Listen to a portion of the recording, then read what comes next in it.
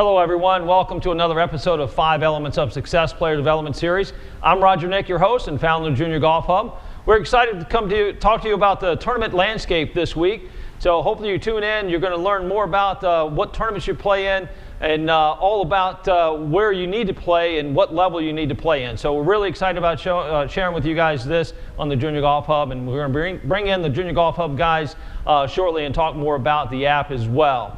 So as usual, Tyler Campbell, co-host. Thanks, Tyler, Director of Performance here, and also Dennis Hillman, Director of Coaching. Thanks for being on the show today. Thanks, Roger. So we're really excited. So as always, want to make sure we keep this interactive. Please send in your questions, comments, concerns. Go to comments on YouTube chat. We want to make sure that we're making this show better for you guys out there so we can help you reach your ultimate goals in golf. So, so please send in those questions. Also, we're going to talk about our giveaway this week is our college checklist. On the Junior Golf Hub college checklist, you got to have this. If you're looking to play college golf or just looking to go to college, this checklist is going to help you understand those steps. It's going to be a step-by-step guide, the things that you should be doing and want to do, obviously, if you want to play college golf. So everyone tuned into the show today is going to get one of those charts. It's going to make sure that you send your address to us or email 5elements@thegolfperformancecenter.com, or maybe even put your address in the chat if you want to. We'll capture that and make sure that's erased so nobody's sharing that address with you. So anyway, so we've got that coming for you, and enjoy the show this week. Tyler, let's talk about last week's. Yeah, so we had a great show last week. It was fun filling in for you as you were traveling yourself. So hopefully I fulfilled the responsibility of host well enough to your standard. Well, you didn't quite fill the pants, but you filled the spot anyway. We're trying. Well, we had a great show last week, guys. If you missed it, it's available on juniorgolfhub.com/5elements. We had Dr. Brandt on the show again to discuss some of the mental aspects associated with tournament play. And over the last few weeks, we really talked about tournament preparation and what goes into that. So, starting with pre-round preparation, Dennis gave us a lot of solid insight into practice rounds and how we want to be attacking our practice round. Really not playing for score, but more mapping out the course and how you want to, attack the tournament ahead. Mid-round, last week we had a segment where Dennis and Roger were out on GPC National with Chase Perlman, going over some trouble shots and some difficult situations that we could be faced in competition. And then we came back into the studio, and myself and Dr. Brandt covered the physical and mental components associated with those trouble shots and how we want to handle it both physically and mentally, as well. So, we were excited to have Dr. Brandt on the show, and I think it's going to tie into today's episode pretty well. Yes, as far as tournaments are concerned, getting ready for tournaments, right? Absolutely. So we're looking forward to having Ted Swartwood on the show a little bit later. He's going to be representing Junior Golf Hub. We also have some correspondents out at different events. Rick Dowling, who's our customer representative out at the National Invitational High School Championship down in Pinehurst, and we'll have a video of Danny Dolan, who's at one of the Notah Begay regional events, and we're going to talk more about those here later in the show and what there's all about. They've got a level 3 and a level 2 event there that these guys are at, so we're going to share more information about that. So excited about that.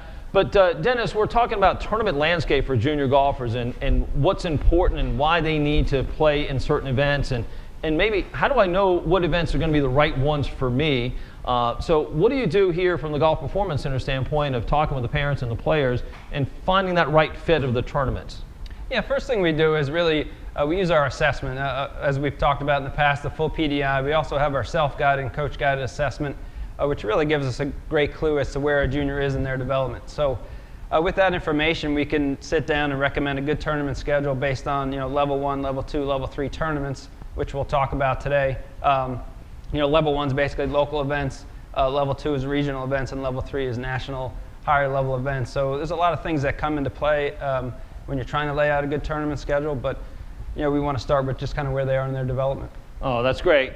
So we're going to bring in Ted Swartwood. So Ted, thanks for being on the show, representing Junior Golf Hubs, and you've been talking a lot about or to college coaches of what they're looking for in players and what tournaments they should be playing in.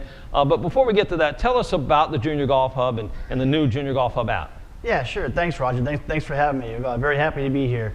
The Junior Golf Hub app is basically an absolute necessity for all junior golfers who are just thinking about playing golf in college. Dennis talked about what the process he goes through here with the academy members here, and he's there to help them and guide them and what have you, which is always a great combination between a coach like Dennis and our app. So, but it navigates, you can identify college programs that you like, you build your player profile, you take assessments. We have a self-assessment on there that helps identify where you are in your game.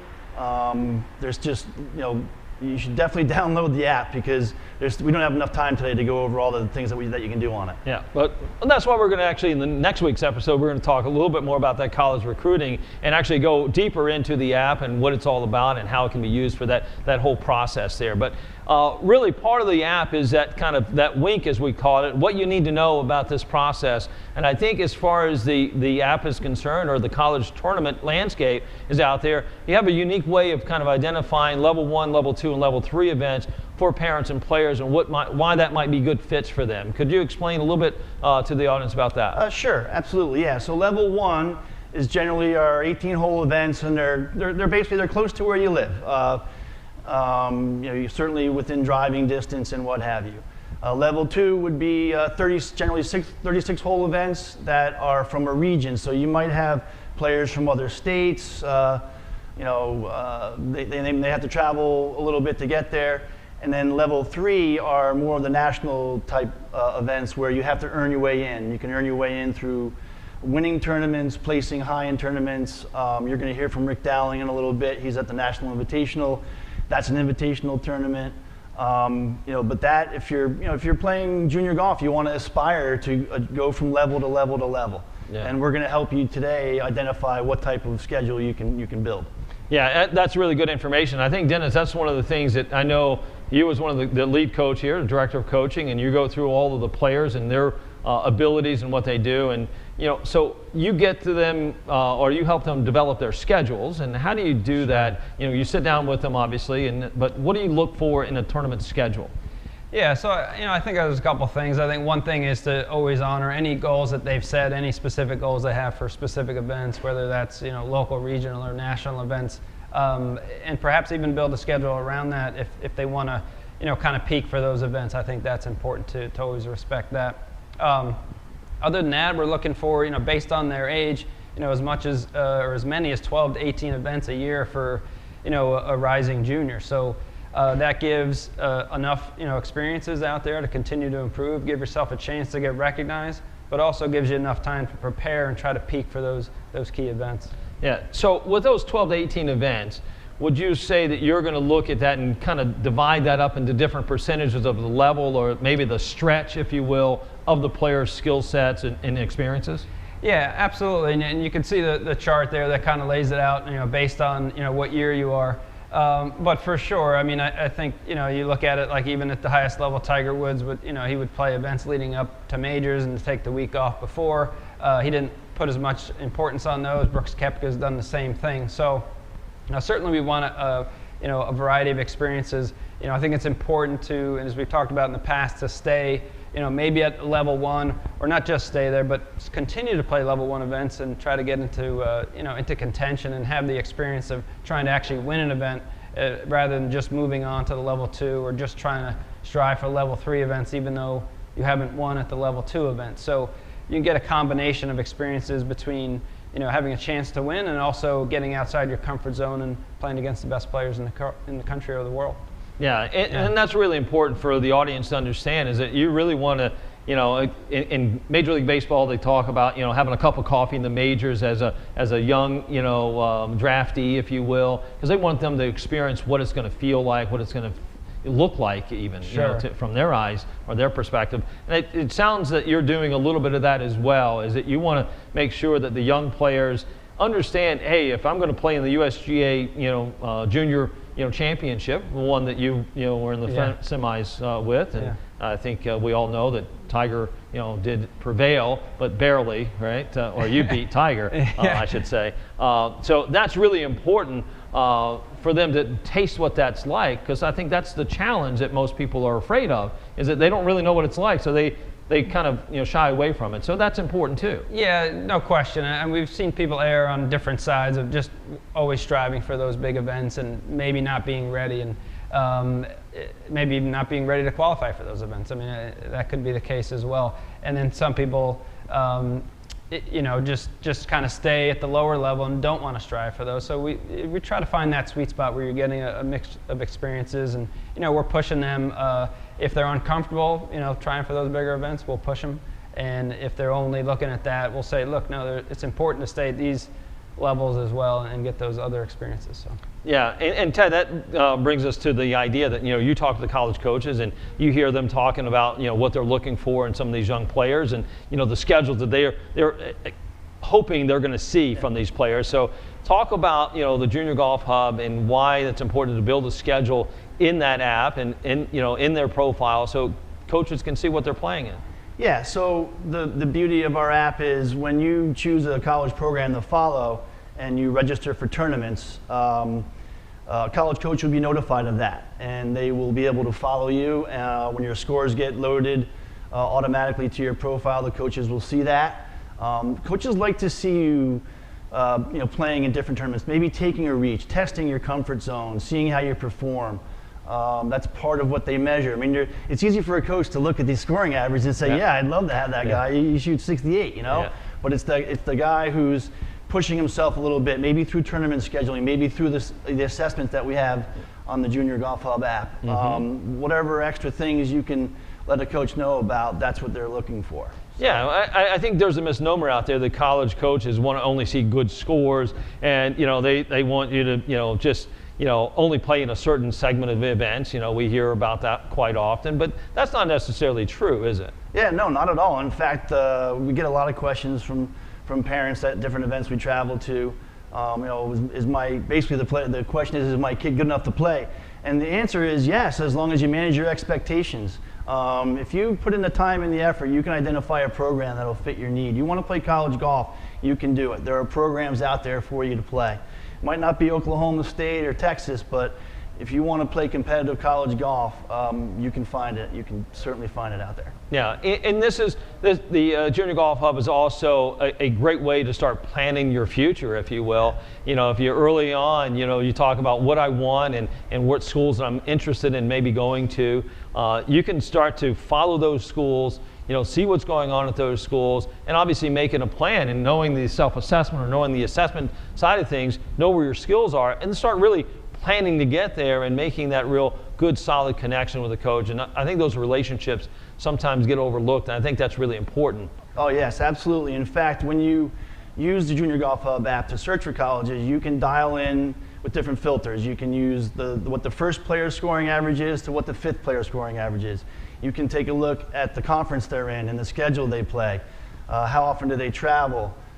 Sometimes you can put in, you know, like, can they contact another player on the team? Sometimes coaches make that available. So, you know, you can really figure it out. So if you're shooting, you know, 75 or 6 and you want to see what the fifth player is doing on a specific program, you can dial it in, you know, that direct. Mm-hmm. So it's really a phenomenal feature, and a great way to really kind of, you know, really look at yourself and go to the next level. Yeah, and these are all automated notifications that goes to coaches when I put in a tournament. You know, and maybe the coach has been following you, and I put in this stretch tournament for myself. You know, that's something that the coach really kind of, you know, lights up about or perks up about. You know, saying, hey, this guy's, you know, challenging himself for this. Oh yeah, absolutely. Coaches want to see that, and they understand that you know, the players that take a leap like that, and maybe they struggle a little bit, and maybe you're a sophomore, maybe you're a freshman.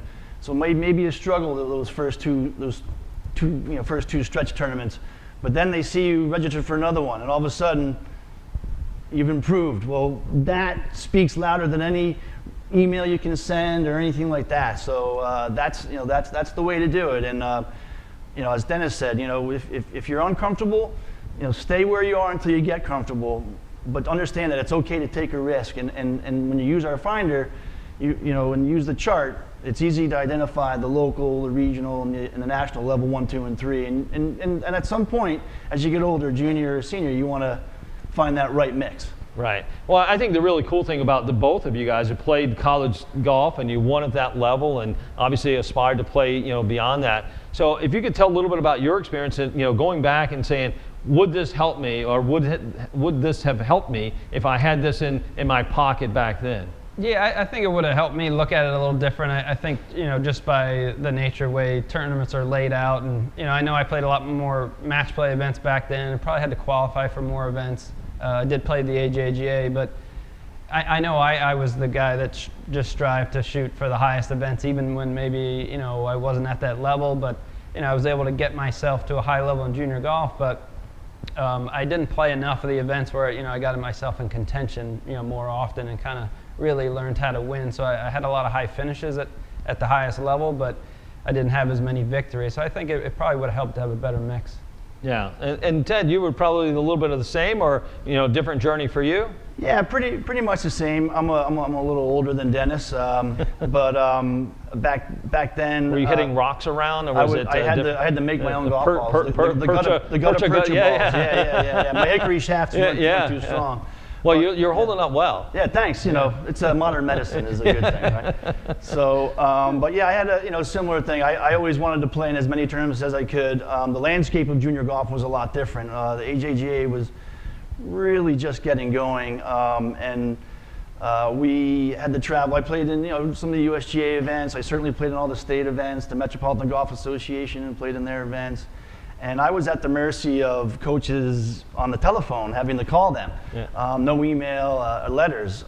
So this app would have been great. It probably would have opened up more doors for me. But I ended up choosing a school where I thought I could go, and it was the best fit for me, which is what our app does. It's like you might want to go play at a high level school, but that might not be right for you, right? So finding a school and identifying a place that is the right fit for you is key, and that's what I did. But I did it with pen and paper and actual telephone calls. So it was a different experience. So if the app were around, I definitely would have used it for sure. The Pony Express is what you're saying. yeah, right. The mailbag. But so with that being said, I think one of the things that we're lucky we have Rick Dowling on location down in Pinehurst. We're going to bring him on, but high school golf is one of those things that we talk a lot about, that it doesn't get a lot of credit for what it is and giving opportunities. And again, a big part of the Junior Golf Hub is creating that opportunity for the 99 percentile out there.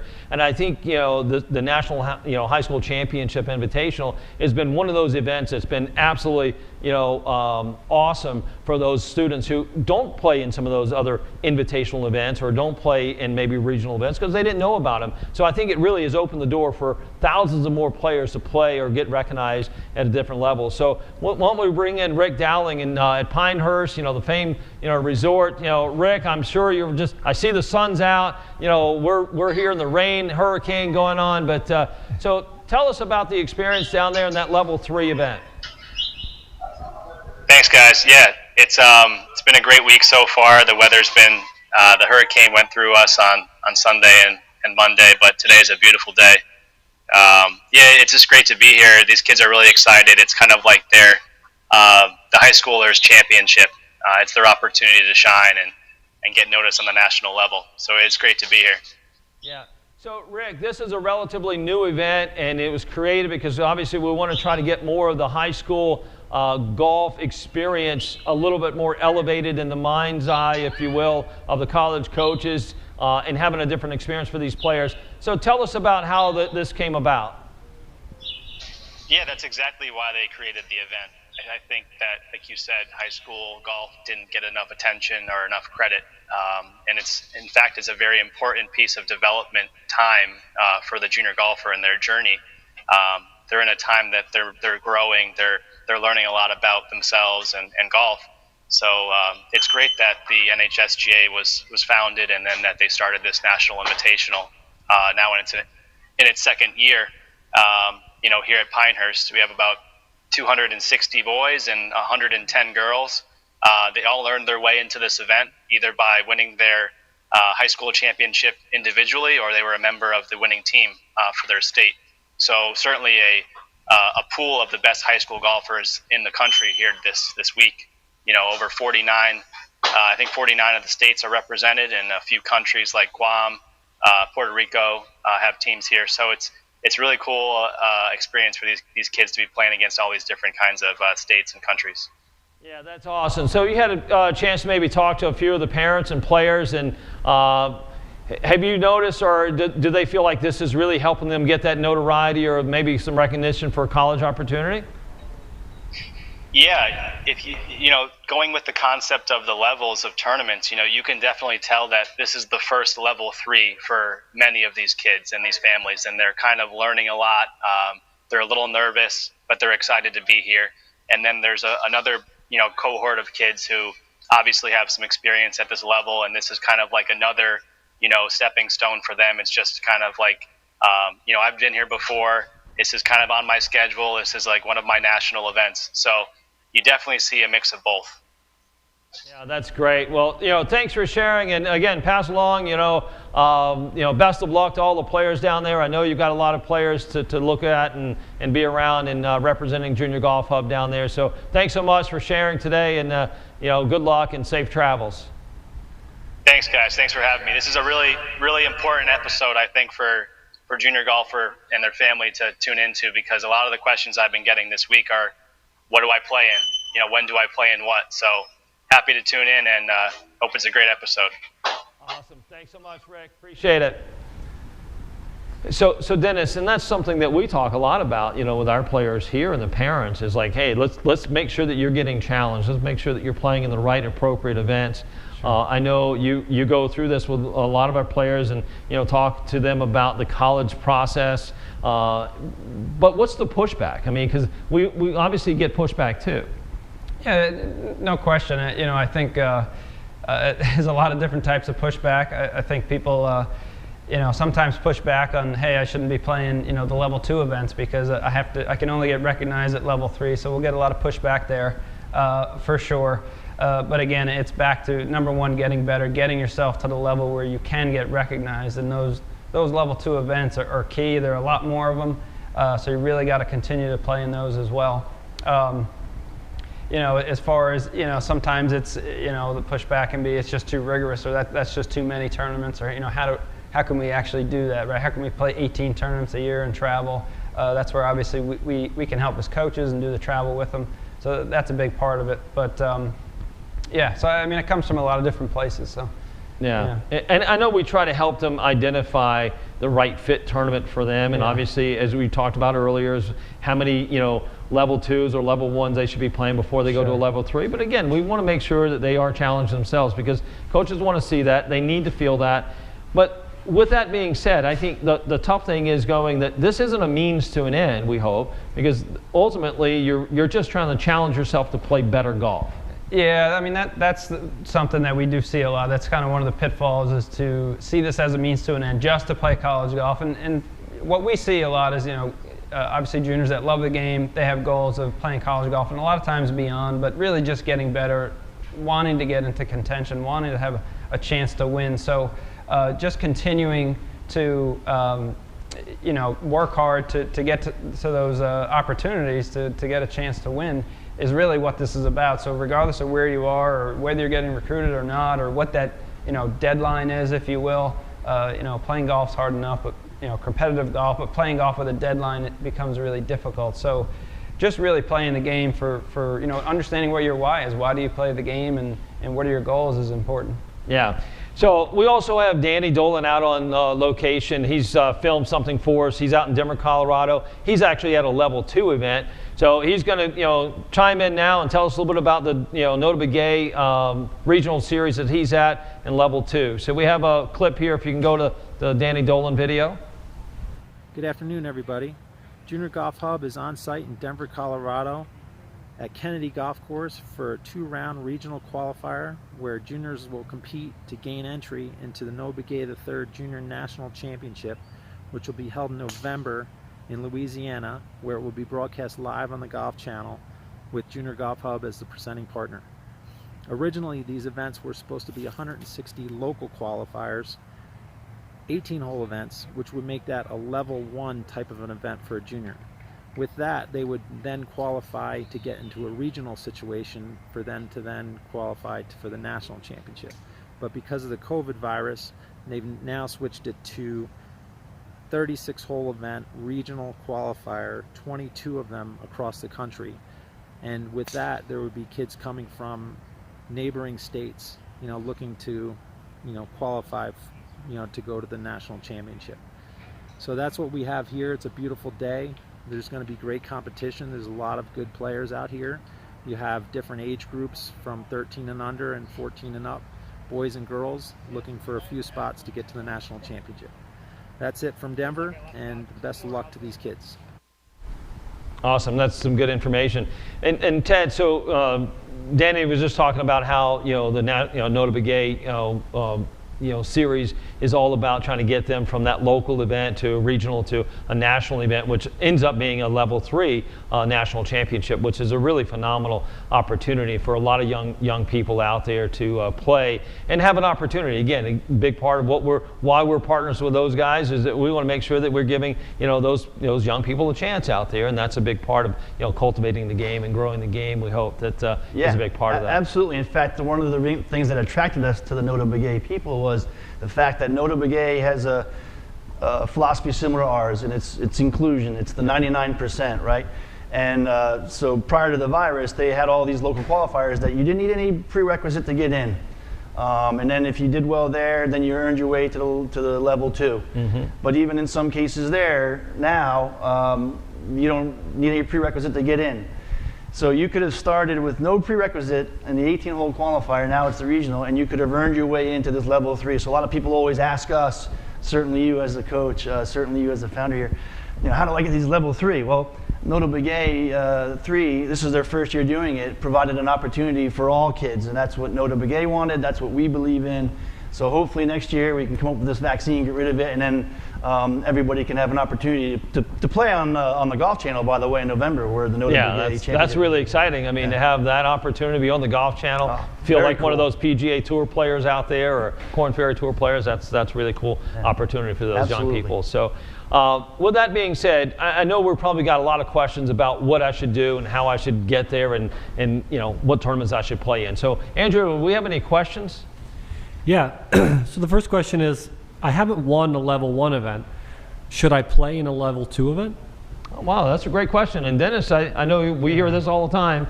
Yeah, absolutely. I mean, I think we'd probably want some more specifics as far as what your scoring average is and does it make sense. But for the most part, I would say sure. Between Notah Begay, Hurricane Tour events, your Met PGA your PGA section regional events, you can certainly play in some level 2 tournaments and just kind of see where you stack up, get your feet wet, and but you can also continue with the level 1s. Our next question is, where do I start? How do I know what tournaments to play in? Another great question. Yeah, I think you got good Tournament Finder app there, right? Yeah, I mean, I would definitely use the Tournament Finder app. The best place to start if you're unsure is obviously level 1 in the locals, and make it convenient. See how you do. Kind of assess yourself. If you work with the coach, talk to your coach. Use them, but absolutely use the Finder. We are partnered with many tours, well over 25 PGA section around the country are we partners with, and they've got tournaments. I mean, I was looking at the New Jersey schedule the other day. They've got a junior tournament pretty much every day right now. So, and some are 18 holes, some are 36 holes. One thing I'll say is don't be afraid to reach. Part of learning is not being as successful as you think. And then it's kind of how you rebound from that. So certainly start with the locals, see how you do, and then do it step by step. Go to level 2, see how you do, and then if you're ready for level 3, you might even have people looking for you. So yeah, that's great. And lastly, how long should I wait to play in between tournaments? Another good one. Yeah, that is a good one. So, again, we talk about, rising juniors, seniors playing 12 to 18 events a year. So, that's, I guess, several weeks less than half. So, you probably you'll get a couple weeks in between, maybe playing 2 weeks in a row and 2 weeks off, something Jack Nicklaus did, not a bad way to go. I would recommend in season probably not going more than 2 weeks without an event. 2 weeks should be enough time to get physically rested, work on some things, and try to build back up and peak for that event. So mid-season, I'd say 2 weeks in between should be good. That's all the questions we have for today. All right, well, that was some good questions, great answers. Thanks so much, guys. Next week, we're going to be talking more about the college recruiting process and what the Hub has to offer on that, and how we're going to help these players and parents kind of navigate to that landscape, if you will, because it's a daunting one, and especially now, in lieu of where we are with the COVID, or let's just call it, the state of affairs of the U.S. right now. So we're going to make sure that we're going to help them out quite a bit there. So as always, we want to say thank you to our sponsors, Junior Golf Hub.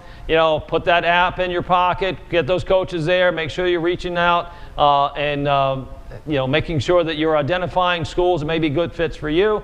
And also Ethan Allen Preparatory, achieving your greatness in the classroom, on the golf course, and in life. As always, enjoy your journey, get after it.